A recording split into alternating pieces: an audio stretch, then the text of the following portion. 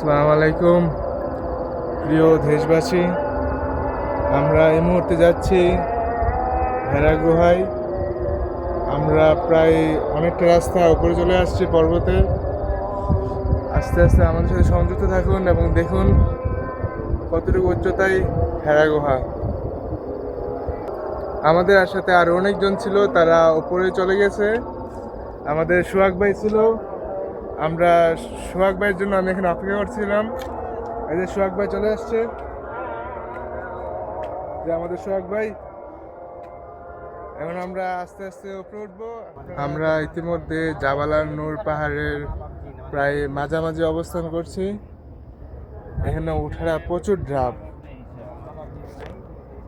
আপনার রাস্তা প্রচুর খারাপ। আমরা এই মুহূর্তে জাবালার নূর পাহাড়ের প্রায় মাঝামাঝি অবস্থান করছি। জাল্লা কিছু বলেন? অনেক কষ্ট, খোদাতলা যে নবী যে কীভাবে যাচ্ছে এখানে, যে কীভাবে জানছে একমাত্র নবী জানে আর খোদাতলা জানে। আল্লাহ, আমরা অর্ধেক উঠে বসে আছি, আরো পুরো রাস্তা বাকি রয়েছে।